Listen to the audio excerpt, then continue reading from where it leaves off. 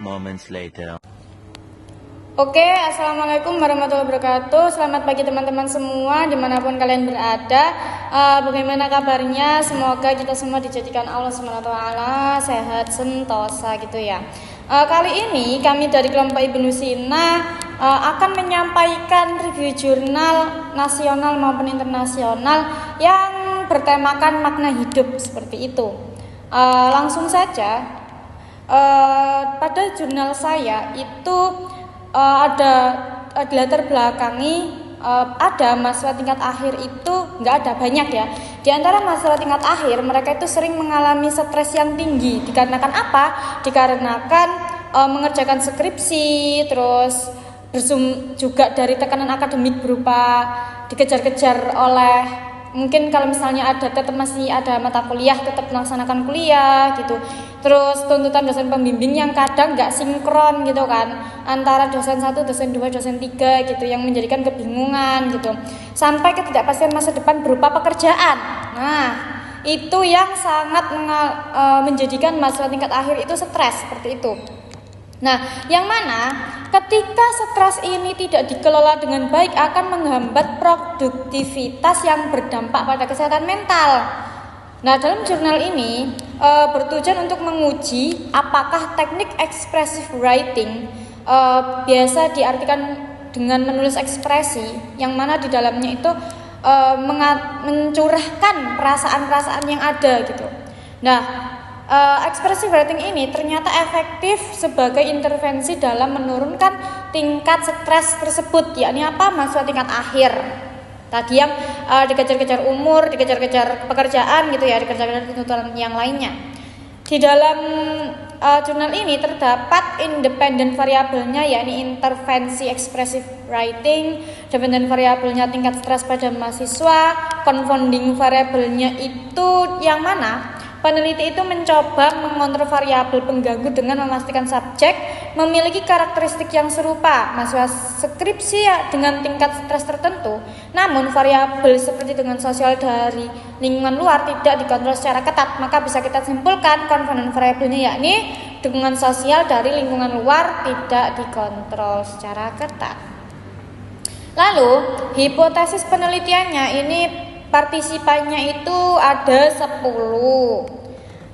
Ya, tapi mahasiswa yang mengerjakan skripsi gitu ya, yang mereka itu teridentifikasi memiliki stres tinggi karena tuntutan-tuntutan tadi yang masuk dalam kriteria, yang mana 10 mahasiswa ini itu diambil berdasarkan screening awal. Jadi ada screeningnya teman-teman.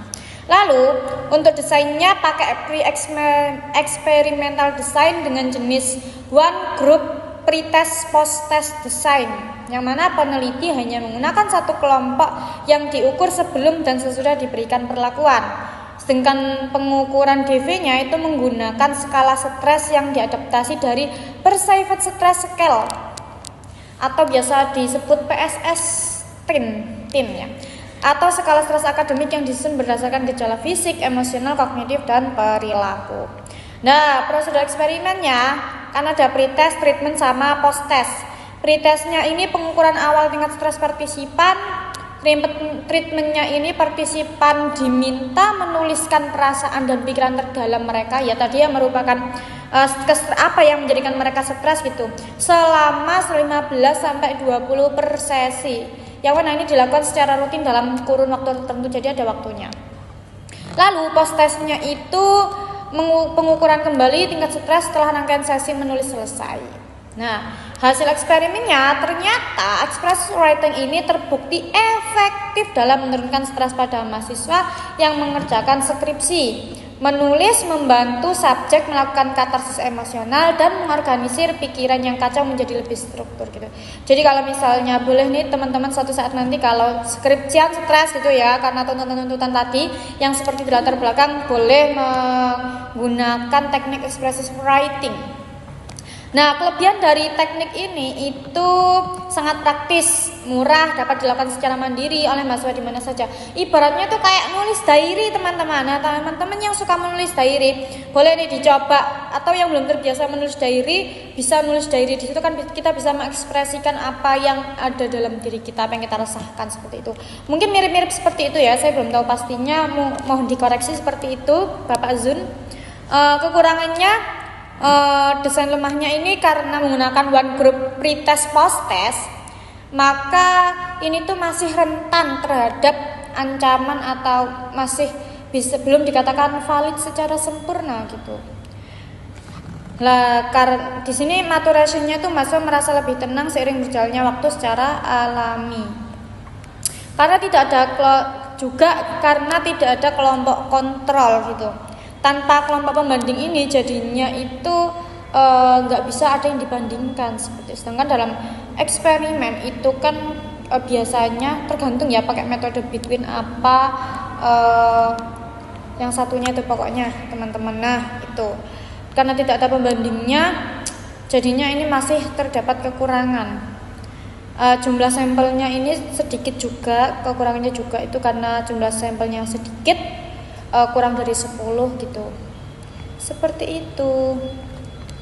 Oke, selanjutnya jurnal internasional akan dijelaskan oleh teman-teman saya. A few inches later. Oke, selanjutnya saya akan melanjutkan review jurnal. Sekarang review jurnal internasional. Nah, jurnal internasional yang kami ambil yaitu berjudul Enhancing Meaning in Life and Psychological Well-being Among a European Cohort of Young Adults via a Gratitude Intervention, yang artinya meningkatkan makna hidup dan kesejahteraan psikologis di kalangan kohort dewasa muda Eropa melalui intervensi rasa syukur. Nah, sedikit tentang jurnal ini. Jurnal ini tuh membahas tentang pengaruh intervensi rasa syukur atau gratitude terhadap kesejahteraan psikologis dan makna hidup pada dewasa muda. Fokus utamanya adalah melihat apakah dengan membiasakan diri untuk merasa dan mengekspresikan rasa syukur, seseorang bisa menjadi lebih sejahtera secara mental, seperti memiliki hubungan sosial yang lebih baik, tujuan hidup yang lebih jelas, serta tingkat stres, kecemasan, dan depresi yang lebih rendah. Selain itu, jurnal ini juga mengkaji hubungan antara ekspresi rasa syukur dengan berbagai aspek kesehatan mental dan kesejahteraan psikologis. Kemudian, jurnal ini dilatar belakangi oleh masa dewasa awal atau emerging adulthood yang merupakan proses transisi penuh tantangan, di mana individu sering mencari makna hidup. Penulis menyoroti bahwa rasa syukur atau gratitude merupakan faktor pelindung yang kuat bagi kesehatan mental.